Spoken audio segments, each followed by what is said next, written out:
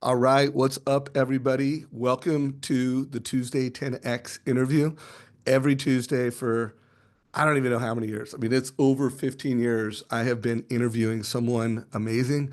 Today, that someone is Patty Newby, who I've interviewed, I don't know, at least four, five, maybe six times, Patty.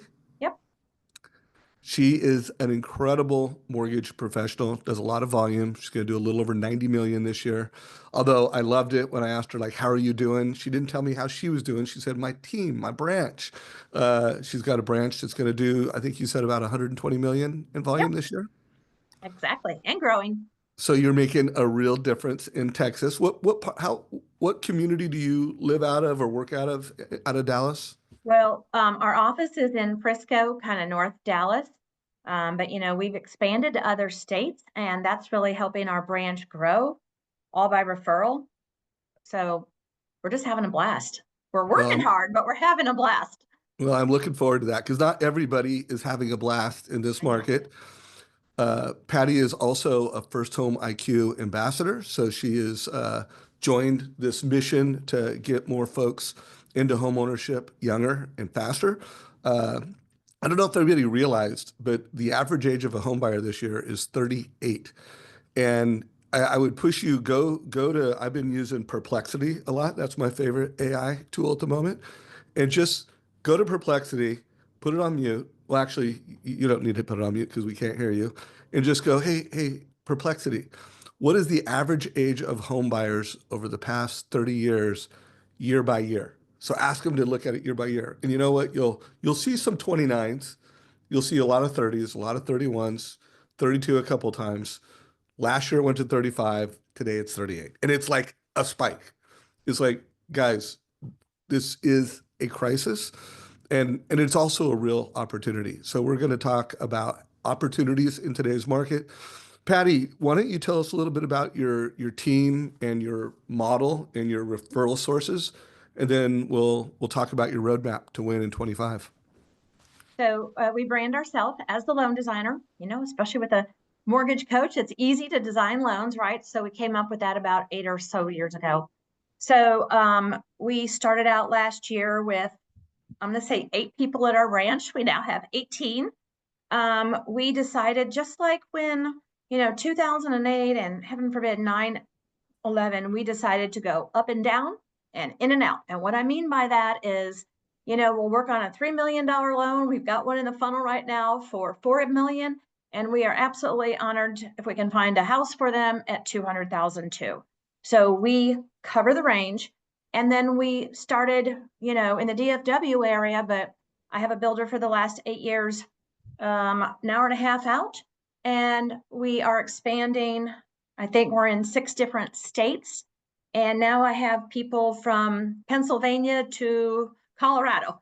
So we're going and we're growing and having a blast. And what All is in your most days. I love it. I love it. What is your goal for 25? What kind of what Well, what goals do you have? However you I'm going to document tone it goals. down from what my team wants. So I say the branch will do 150 million with what we have in place today. But you always gotta, I like to underquote and overperform for the team. Our focus this year is just really on education. Um, I have said more times than I care to count, it's a great time to buy a house. And I know as our industry, all the great professionals, we keep trying to share with our client, it's a great time to buy now, but clients are not hearing us, right? There's all this pent up demand. So our focus this year is really intense education. And so that's one of the reasons First Home IQ was really calling my name. Love that. Intense education. What are your business pillars, your lead sources, and how many So, leads are you generating yep. on a monthly basis? So we generate my volume generate about 52 leads a month. And we have a different business because some of them are closing in 8 to 14 days, and some of them it's a year to a year and a half. So we have a really interesting model. And then my branch sales manager, Zach Paul, who's awesome, he's generating right now about 45 leads per month. but Oh, all wow. that is kind of recent, just due to some amazing growth he's had all since like August. And what are your primary sources? Realtors, Yep. builders, So we database? have about a 58% mix between realtors and builders, with 58% being builders. And probably out of that 58%, probably 10 to 12% is construction lending, Mm. and the rest realtors. And then one of my main goals is to work on our financial advisors. That's probably only a sad like 5%, and that should be a lot higher. And then my other focus this year is our past clients. We're getting past client leads, but not nearly what we want or what I expect, and that's on me. So What what do those you those are three. what do you think your past clients, how many loans are in there on a monthly basis, if you had to guess? And how big is that Um, database? well, I haven't counted. I wasn't prepared for that question, but it has to be thousands. I don't know. And I'm only going back the last 5 years, because I'm not going back 20 years, because if I haven't maintained a good relationship with them, that's most likely gone. But the last 10 years, 12 years, I've maintained relationships with those people. So I don't know, 3 or 4 thousand, if I had to Yeah. guess off the top of my head. Yeah. Well, I did a post. Well, every Monday I do a post and I target it to producing branch managers, but it's for anyone. I mean, a loan officer is going to get value. A non-producing branch manager, which there are not a whole lot of in our industry, is going to get value. But I feel like the producing branch manager is the MVP of the industry, because one, you're producing and you're leading by example, and then two, you're responsible for the success of your branch and other loan officers. So there's just a lot more impact that you can make. And I asked the question in 2025, what are the top three opportunities? And I'm asking a lot of people that question. Like, what do you think are the top three opportunities for 2025? And then this next Monday, I've asked a lot of people that question. I have some Mhm. opinions of my own. What do you say the top three opportunities are?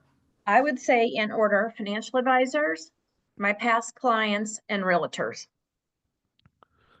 Got it. And by the way, guys, anybody listening to this, what do you think the top three are? You could put it in multiple lines, or you could, and I would love to have it in order, like one, two, three. Help me with some research. So, we've got over 130 people live on Zoom right now. I would love to just see countless people. So, realtors, thank you, Sarah. Past clients, and I assume you're putting those in order. Tammy put realtors. Divorce attorneys. Guys, keep it coming. Like, let's just go crazy here. Brad Donnelly, realtors, past clients, and their kids. That's my man, Brad. And builders for remodels. By the way, I want to just put a explanation point on what Brad said. Past clients and their kids. Guys, your database is full of families who want to help their kids get into homeownership. And the data is the data. Like, guys, look at, I'm going to show something on my screen real quick. Um, and if you did that little AI search, you'll see it. But for years, I mean, dating back to the 80s, like it was, it did flip into the 29s. I don't think it's ever, even though I bought my first house at 25, I think the average age is, pretty much been 29 to 32. And then look at this, just boom, it's 35 last year. It's 38. Guys, it's crazy.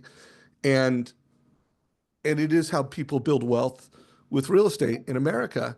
So one of the things that we do at First Home IQ, and I'll put a link down below, we had Tim Brahim, and he shared like how would he promote helping families get kids into houses to his database. Check that out. But thank you, Brad. So I'm with you on financial advisors being a big opportunity. Why not put your database as number one? I want to make a case for database should be number one. What are your thoughts? Well, I don't. It could be either one, but I mean, realtors are also just important to find the ones that are still in the business. One of the things we're doing with First Home IQ is I'm going to be sending out the test. I sent it out to my team and some friends of mine that are experienced home buyers, and it's amazing what clients just don't know. So that's why our focus this year for 2025 is all about education. You know, we shouldn't be dragging clients with them. We want them to be following us. So following us for education and their kids. But I really think this education needs to start much earlier, even before they get to college. Because what I'm finding is I'm talking to these clients and they are thinking about a home last. They're thinking about their student loans, and then they go out and buy a car, and then it jams them all up for a home.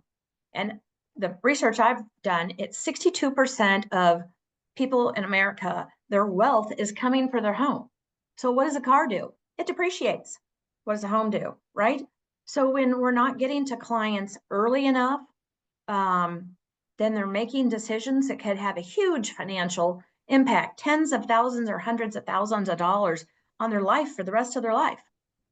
So Yeah, sorry to those out there that are selling cars, I apologize, but I think we need to look at it as an overall financial strategy. So we put them in payments on everything that they want. yeah. And there's a really good case when you look at the wealth gap. I mean, renting, average net worth of 10,000, owning, the data is it's over 420 now. So over 420,000 in net worth owning. So truly for families planning for home ownership with their kids, and for families that have means, they can help with education and means. And for families who don't have means, everything they need is in First Home IQ, the quiz to see where people's at from a where people are at from a homeownership readiness standpoint, and then all the content is in there. So let's talk a little bit about database and why I want to just not debate but brainstorm. Like if you made this number one, if you were calling your database and you were being predictive with who's most likely to buy, sell, refinance, one, you're going to be more valuable to realtors. So it's going to Right. raise your realtor thing. And then two, you could make part of those calls to past clients looking for introductions to financial advisors. Yep. And then I also make the case that if you do have those great database habits, you're more valuable to the advisors and you're more valuable to the realtors. Any thoughts on that? Yeah, absolutely. So on our post-closing program, we do a 7-day post-closing call. I call them. We do a 90-day post-closing call. And I've just got to start putting that education touches in there. And then we do our annual review. But it's also having uh, effective newsletters. And, you know, we're here to learn and grow. That's why I hired a great coach. But, you know, my newsletter got pretty boring and I wasn't interested in reading it. So it's about having that effective newsletter, and the education is popped in there. We do use First Home, or excuse me, Home IQ, which gets a little crazy with the First Home IQ, and clients really love that. I have about 1,600 people in that, and 5 or 6 Wow. agents that are jumping on board. We use House Happy to stay in touch with them, which is a Ah, wonderful service. Mike, I think we have almost 700 clients using House Happy right now. So if you haven't checked that out, check that out for your clients. But it is about the education of debt to your clients and their kids. And oh, by the way, who do they know that might be a neighbor or a loved one or family member or colleague, right? That they want to take the newsletter with stories and show them how easy it is to get into a house with low down payments. love that. And by the way, someone asked for slides. If anybody wants the slides I'm sharing today, just text the Savage Mobile Club 949-799-0837. Also, make sure that you're part of that club. If you opt in, if you just text to that number, you'll be in the club. And at least once a week, I send out a message of what I think is the best interview or the best piece of content, sometimes 2 and 3 times a week, but never more than 2 or 3 times a week. So make sure you're in that. Tammy Witt just said that she is using HomeBot. Uh, First of all, thank you guys for all the collaboration. But I mean, for the most part, it looks like past clients, divorce attorneys, realtors, builders, um, are are the main folks. Now you get a lot of business from builders, right? Like I what do. percentage of so give 58% of our business comes from okay, builders. so what are you doing so that you get so much business from Yep. builders? And then two, as an advisor, as someone that's using Mortgage Coach and you're a loan designer, how is Mortgage Coach helping you win with builders? I'd love to just hear some stuff about Yeah. that. First of all, we have SLAs, but we do not have any MSAs. We do not pay our builders a penny. And someone asked me, how do you do that without paying them money? You have to have such high value that it overrides everything else. And listen, we have several builders where we're a backup lender because they have their in-house owned lender, the affiliated business arrangement. That's not us with anything. So what do managers really want to do? Whether it's DR Horton or Highland or whatever builder in the United States, they're just trying to sell a home. And they're trying to capture that client before they go down the street to the next builder who might have a 4.99 or a 2.99 sign out there. Ooh, shiny object over here, and keep them at their doorstep, right? So you have to understand the builder's representative pain points. What kind of clients are they having coming in? Do they have first-time buyers, downsize, upsize, self-employed folks? What do they need? And then you have to find solutions to fill that gap. It is easy, but it is also a lot of work. So we're a 7-day-a-week team. We're on call 7 days. So I love my builder business. It's great long-term relationships, but my team hustles and we're on call 7 days a week. Because if So how, someone's, oh, go ahead. oh no, no, I cut you off. You keep going until I you was pop. going to say, because if someone walks in at 4 o'clock on a Saturday and they're trying to put them under contract, you better have a team or yourself that's going to get that pre-qual letter out right then on the spot. How is it different? I mean, everything I heard you say sounded as though really similar practices as supporting a real estate agent. How would you say it's different? Very different. First of all, in my experience, not all, but some of the builders, non-construction, have a little bit more time or education that they are sharing with the clients. So I think because that market is so competitive, most of my clients, when they call, hey, I want the 3.5% down or the 3%, or I only want to put 10% down, because the builders are doing a little bit of due diligence in there. Now, customers don't always share the details of their debt, right, and their income, or know how to calculate that, but it's a whole different thing than realtors. The other thing is, in my experience, if a realtor has a client and they're setting up a buyer's consultation, is our client, our realtors will give us that introduction 2 or 3 days ahead of time, and then they set their buyer's consultation appointment, and they might be going out and looking on the weekend or 2 or 4 days later, right? Especially with the new NAR stuff, they're not always doing it right on the spot. Whereas a builder, you need to be on the spot. So very different strategies, very different strategies in my experience working with realtors and builders. That's what makes it so fun, but that's what also adds that layer of complexity. Cool. Well, no, I know it's different. I just wanted you to Yeah. really drill down on that.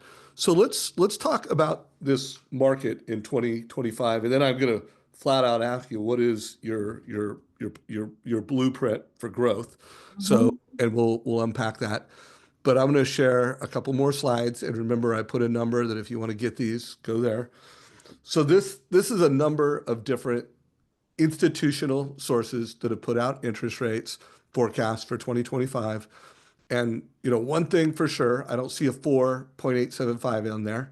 Uh, NAR is the most aggressive that says a five handle. Now I have heard other sources that think we'll see fives, but I mean we're pretty much seeing sixes. 2025 is a year of the sixes. What are you, from a business planning perspective, planning for rates to be, to hit your numbers? Yep. So on our TCAs, we show 2 or 3 strategies. And on the fourth column, I use the word made up example if rates drop. And I use between 5.75 and 5.875, because none of us can guarantee anything, right? So that's why I use those words, made up example. So it's clear to them, if and when rates drop, this is how much you'll save. So just want to make sure everybody got that lesson. So she is showing a column that, and rates will get into the fives at some Yeah. point. The question is it going to be months? Is it going to be years? Is it going to be in this cycle? This is another slide that I am putting together for next week when I roll out on Monday what I think the top opportunities are. So in order to really know what the top opportunities are, you got to make some bets on the marketplace. And so the rate and term refi zone, we know that when rates hit 6.25, we're in the zone because I know a lot of people that got a lot.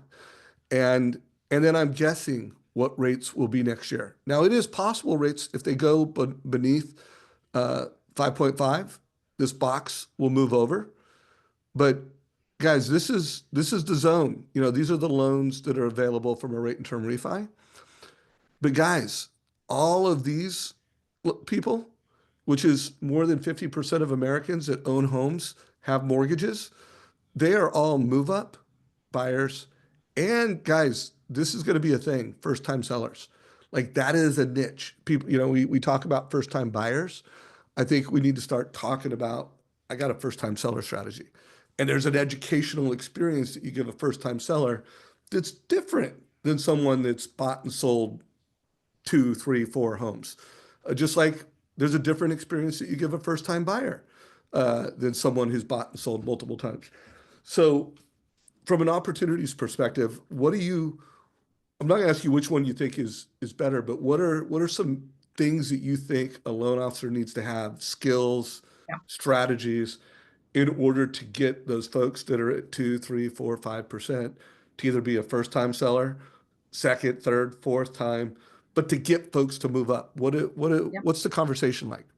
So, my thinking is we're going to use the refis for our, cherry on the top, but it's really first time buyers. But I think it's also downsize buyers, right sizing for life with baby boomers getting older, right? Concur. I should update that and just move up, move down. Yeah. There you And to go. put the cherry on the top for the refinance. So, Yeah. first of all, it's about education and how do we overcome fear, right? They're stepping into a bigger home. And that's why I did that one TCA. Do you stay here? And are the closets all crammed and stuff's coming out and toys are all over the place because you're growing your family? But the other thing is having information, I think, is key to when the client wants it. Most of us work 8 to 5 or 7 to 8 or whatever our hours are 7 days a week. But what happens? What do you have tech wise to help the client that's up at 2 in the morning, at 3 in the morning? So I think we need high touch, compassion, and communication, but we got to have high tech. So I think I've shared this before, but I have used LMP, Lender Marketing Platform, with Scott Nicholson for just a little over 5 years now. That is my number 2 favorite tech, with MortgageCoach being number 1 because I could not live without that.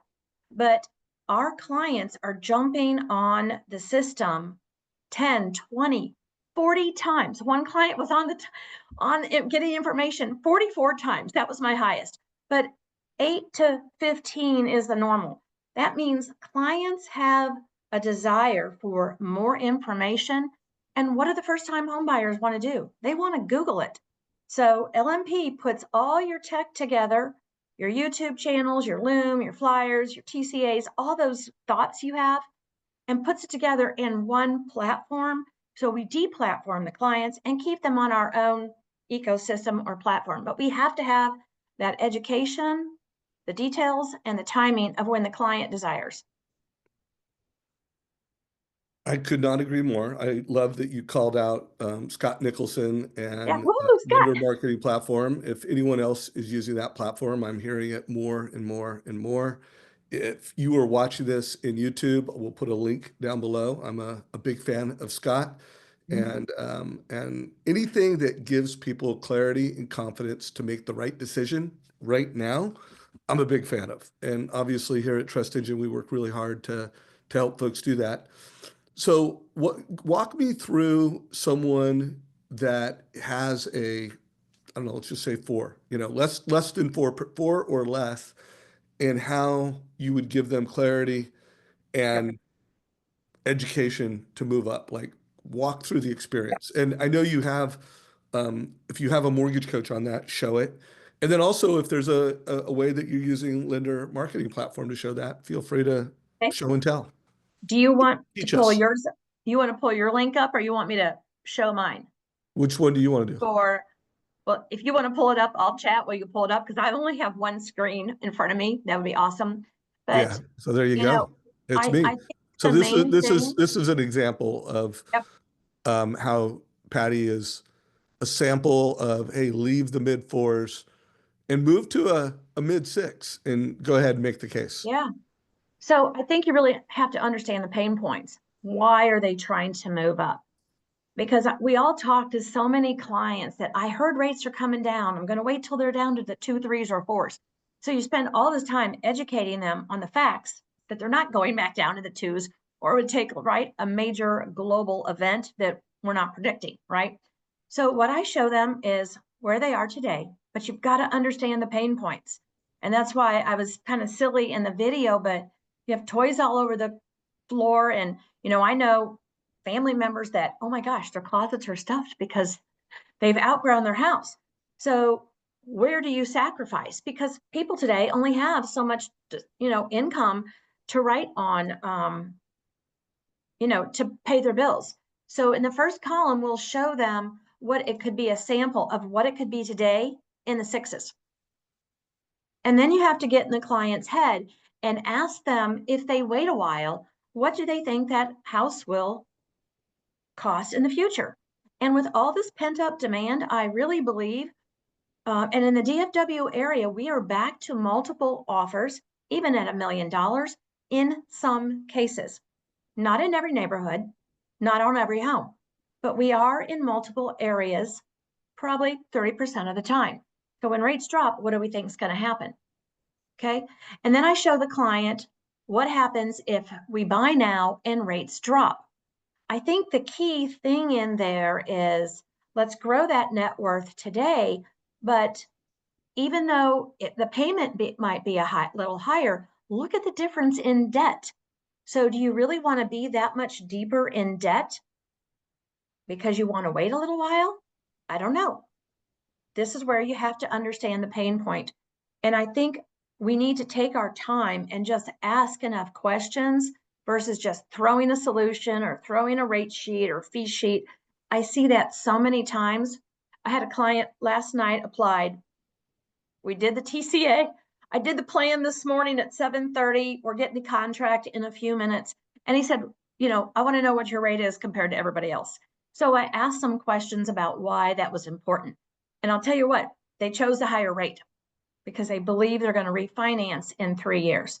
And the fact that we can slide this scale around in a second is very impressive to not only first-time home buyers, but also our right size or move down buyers. Yeah. And I want you guys to notice down here in the bottom right-hand corner, it's showing net worth growth. So getting folks to leave a lower rate for a higher rate, look at the net worth opportunity. I mean, we're talking about a significant increase in net worth by moving up now. And obviously, this is going to be the best one. And I also want to remind mortgage coaches that, like, let's say you're having this conversation with a client and you've already shown this, you can pull that back. You can stop sharing that, so that's an option. Also, Patty, just I want to encourage you and for all the loan officers on this call right now that have access to the Trust Engine platform, which includes Mortgage Coach. So for all you mortgage coaches, that conversation she just had, like you need to become a ninja with that conversation.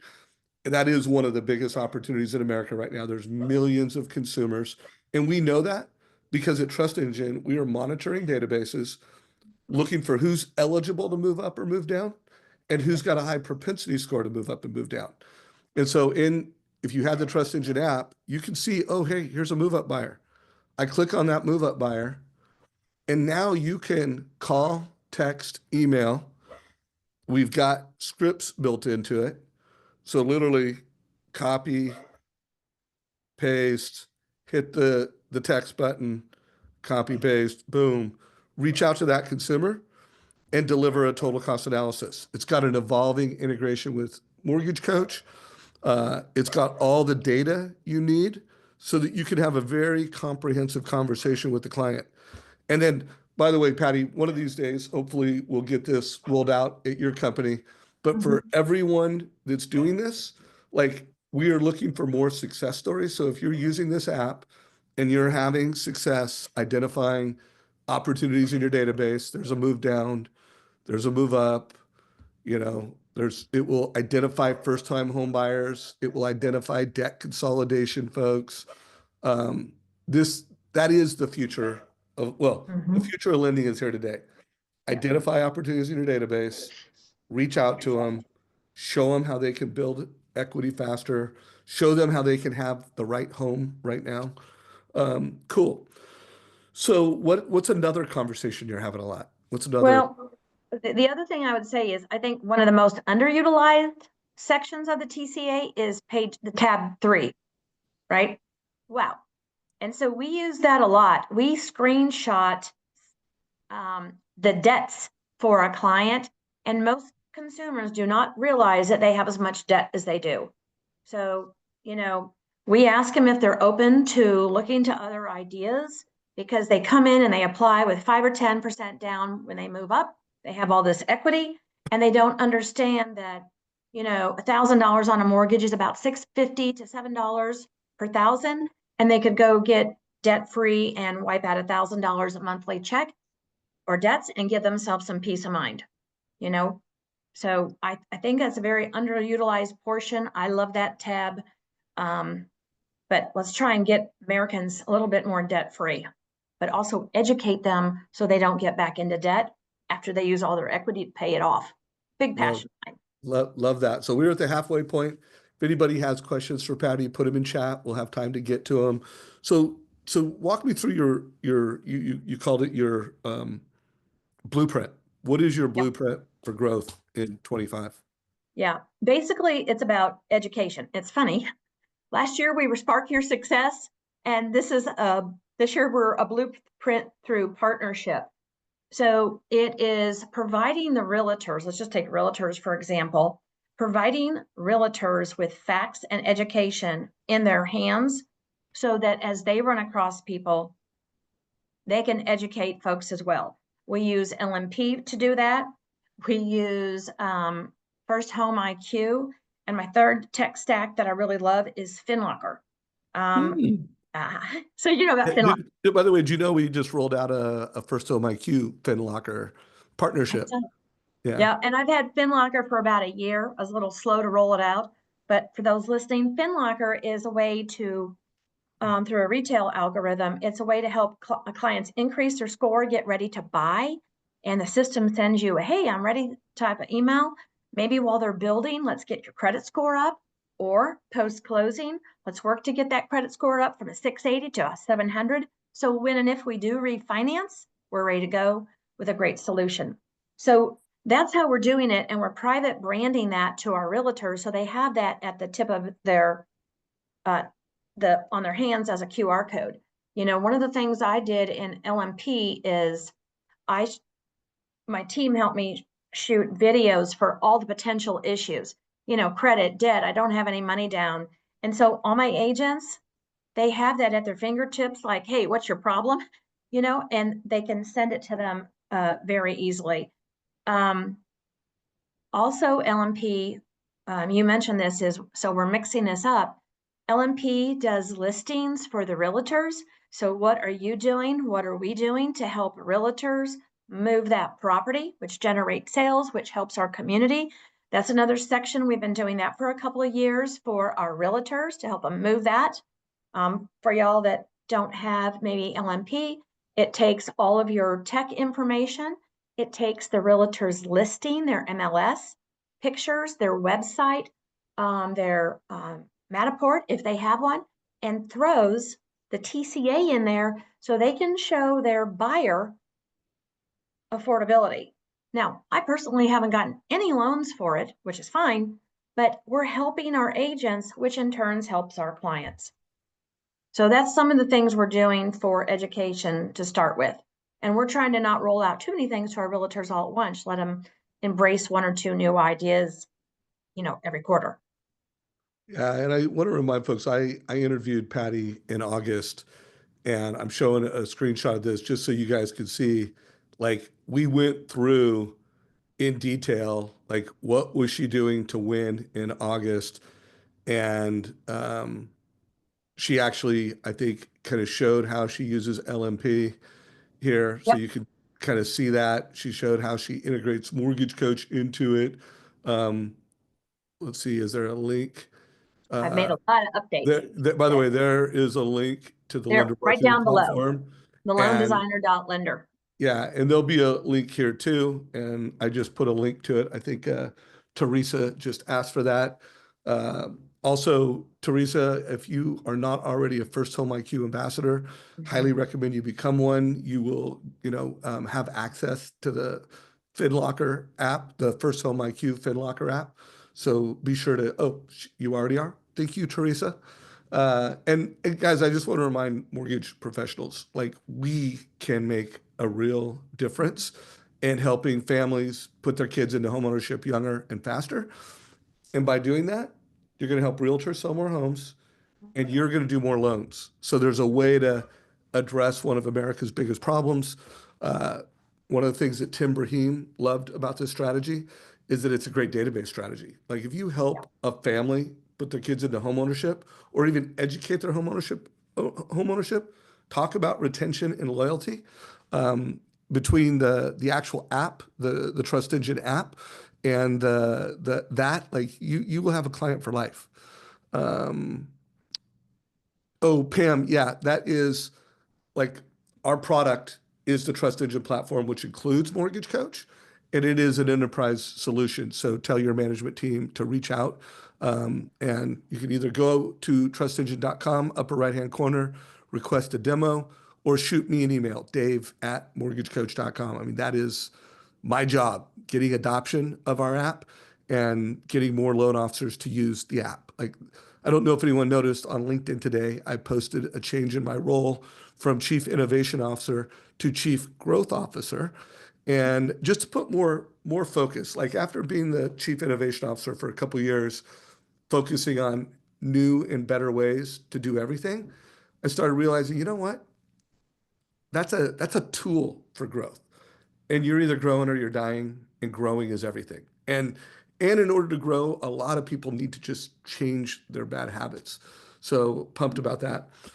So anything else that you want to make sure gets covered in your playbook or your blueprint? So one of the things that I'm passionate about is, helping kids, our young folks, because they go out and start getting credit cards. So one of the things that First Home IQ has allowed me to do that I'm prepping for is I have teachers in my client list. And one of my teachers, I went through the TCA showing LMP, his financial presentation, and he asked me, excuse me, he asked me if I'd be willing to come in and teach a class, of course. So their particular school is, they get 1 credit hour for kind of financial education. And so they asked me to come in and teach, and I was going to teach about credit and debt and home buying and, don't max out your credit cards. Now, he asked me if I was going to do a PowerPoint. No, because 17 and 18-year-olds do not want to do a PowerPoint. So what I did is I put the demo together for the school. We're trying to get it scheduled. And I used LMP. So all I have to do when I walk into the auditorium is have all the kids take out their smartphones and use a QR code. Their presentation will be there and then they can share it with a friend. So if you have a heart for education like that, First Home IQ is awesome to actually go into the schools and be part of the community. Patty, I knew you were an ambassador, but I did not realize you were so active in doing so many creative things. Are you Yeah. cool if I have Kristen put you on the schedule to Yeah, interview for First sure. Home IQ? And I've only been a First Home ambassador for like 2 or 3 months, just getting going. But I've been doing and I'm going to give a shout out to Scott Nicholson again. When I've taught a lot of people how to use and demoed LMP, but I tell them if you're all going to start slow, start with 1 or 2 things, because Scott gives such a wealth of information. And when you wrap your Trust Engine and your TCA and First Home IQ of that, man, you could just blow it out of the water with opportunity. I really truly believe that. Love that. So I'm interviewing Amir on Friday. He's going to be our guest at the Friday Mastermind, guys. So savageinsights.com. You can, at the very top, sign up, be at that mastermind this Friday. And I asked him, told him I was interviewing him. I'm like, what should I ask her? And so he knows that you crush it with builder business. And he's like, how do you procure and prospect them coming from Amir? And I mean, you covered a little bit about this, but Yeah. how do you prospect and get new ones on board? So my two big builder accounts I've had for 7 or 8 years. So I'll tell you what I did back then because it's really silly. It's so simple. So you're driving around, right? And you see a builder, and your first thought is, they have a preferred lender. They all have preferred lenders. But what you have to do is spend a few minutes with the salesperson and just ask them, how can I help you sell more homes? When do you get cancels? So no builder wants to get their contract canceled. So if you can plug a solution into whatever their problem is, you'll get some business. And that's how I started with both of my larger builders. Is I wasn't going to take it all. I went to take care of one community, and one community led to another community because they tell each other. So the builder business is very tight. That a lot of them know each other in my experience, and then they'll start referring you to other builders. And again, maybe you only have one community, but what can that lead to? For us, it helped us grow from, 20 million to where we are today. And we're very blessed. I So love. that's how we did it, just one step. And I'll tell you how we grew. I brag about my branch sales manager, Zach Paul, but that was from a TCA. So we had a client moving from Colorado to DFW. And we did this financial plan, did the TCA, and the customer asked us to contact their financial advisor. Because a lot of times what we will do, if the customer can't decide between 20% down or 40%, we put the presentation together, we use tab 3, and we say, can you share this with your financial advisor? And oh, by the way, would you copy me on that? And that particular client that I was mentioning led us to a financial advisor. He referred us to 2 agent groups and 1 builder. Now, had we just handed out a fee sheet, that never would have happened. So What a true great. story, follow the dots. But you got to have good follow up, and you've got to deliver solutions that make great financial sense and compassion and care. That's it. See, it's easy. Well, there's a piece of micro content right there. Stay tuned, guys. You're going to see that little 1 minute to 90-second piece more. So it's safe to say that delivering the total cost analysis actually helps you win with builders, and it Absolutely. actually helps you win financial advisors, Absolutely. and it helps Bam. you close the customer and reduces the price concessions and improves the conversion. So if you guys aren't on board, get on board. Go Now. to trustengine.com/10x. I take you to that page because one, you can sign up if you haven't already got it. And two, it's training. Like it's got great training videos, it's got how-to videos. And in the middle of the page, you'll see where you can sign up for the live training. So another question he asked, this is from a team leadership perspective because he knows you're developing team and that's a big part of your strategy. How do you quickly build up A players? So you got to have processes. You've got to have your processes nailed down, and you've got to have your processes, you need to revisit them and update them. And then we have the tech all ready to go. So, we have templates, we have training, we have weekly training. And it's about me getting on the phone with them sometimes and doing the TCA with them. Somebody once said, I think it was, oh my gosh, Wally, they do it, we do it, they do it. So with some of our folks, we're still in the we do it stage ourselves. We do it together, and when they're ready to fly, they'll fly.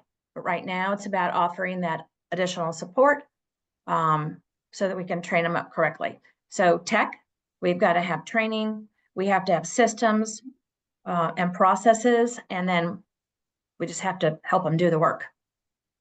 Yeah, no, I couldn't agree more with everything you said. And I am going to pull up the 10X page just because I want to call out something on this page.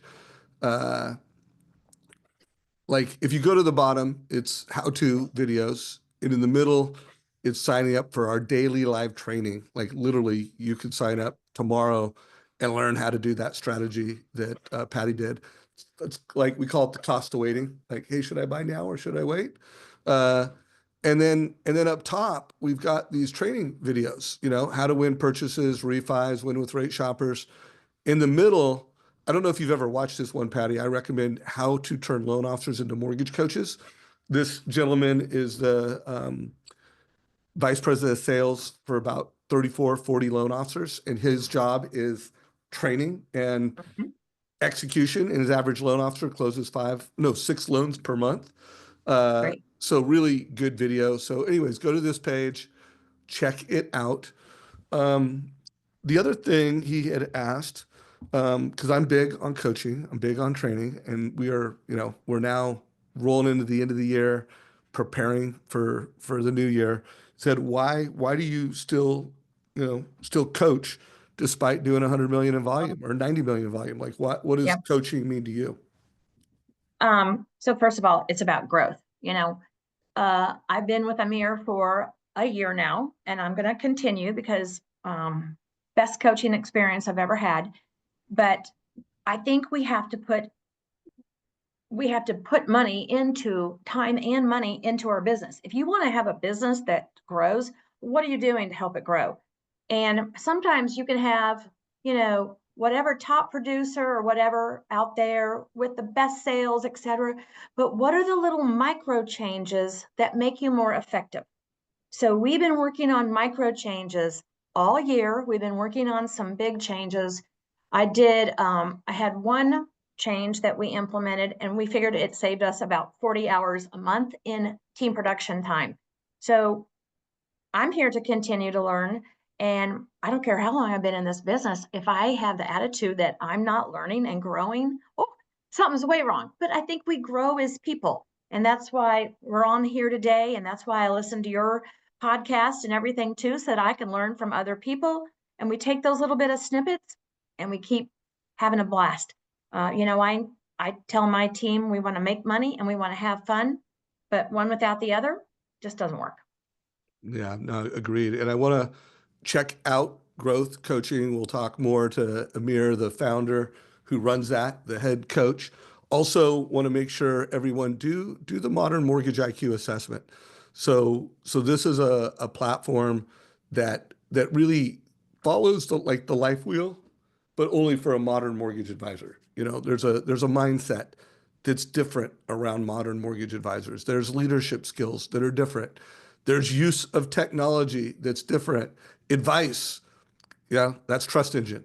There's modern selling. Like selling isn't like it used to be. Selling is social, it's digital, it's video. There's just different skills in selling today. Building brands, the loan designer. Like if you've got a brand and Mhm. you know how to modern market, you have future-proofed your business. And then there's money. And so first home IQ is part of that money. And the philosophy here is level one is you know it, level two is you do it, level three is you know it and do it so well you can teach it. Level four is all three of those things, but you have a habit. Like you do it all the time, you do it consistently. And then level five is you do it consistently and your results prove it. So when it comes to money, it's like you save, you invest, and you do it, so you make it, and you do it so well that you can teach it. And so make sure you check that out. The assessment is free. It's a community. Some of the proceeds go to First Home IQ.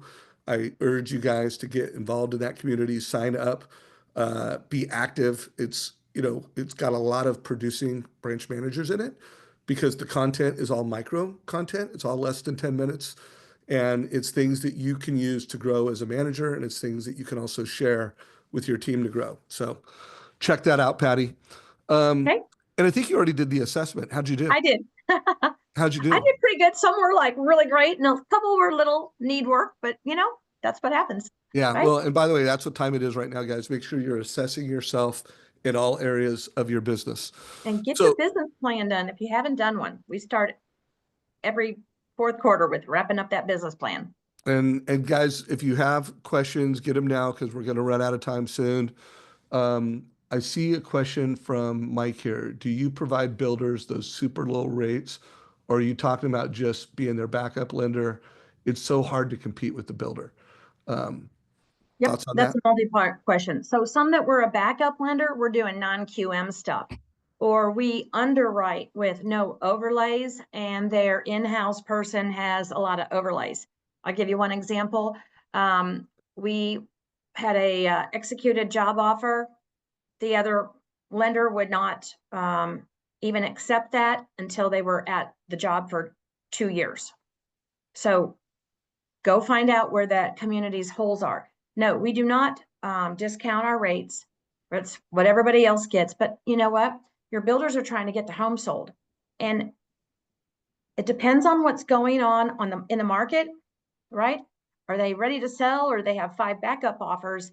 That has changed over the year. Or have they already dropped the price and now we need to bump it up and put $20,000 of builder's credit in there? So every builder is individual and we have a mix of all that stuff. Yeah, and I want you guys to write this down. Speed to need. Like Patty gets a lot of builder business because she understands the need of the builder and she understands the need of that consumer. And then she's a solutionist. She's a loan designer. She's designing solutions that address the builder's needs, address that consumer's needs. And most builder mortgage professionals, that's not how they roll. Like they're transaction coordinators. They know how to take a loan out. They know how to let sales know that yes, this person can get a loan. And then most builders have some products, they have some incentives. Those reps are trained on how to use those incentives to sell that home. And yeah, most builders want the consumer to use their mortgage company because they know that it will close. But if you're good, you can convince them that you can close. And if you can get speed to need really quick and be a loan designer, be a mortgage advisor, guys, you can win with builders. And obviously, Patty's winning at scale. Well, and the other thing you have to have when I mentioned processes that we have fine-tuned is think about how long does it take a house to build. So if your loan is open for 6 to 8 months, you have to have very specific touch points and processes in there to make sure they don't quit their job and they don't go buy a car. Because at the end of the day, the builder might not care, even if the client did something foolish, right? All of our 10 things they can't do, they need to close that house because they just put, hot pink walls in there because that's what this particular client wanted, for example. So you've got to have those processes in place so you can deliver keys to the client. Love it. So we are rolling into the last 5 minutes.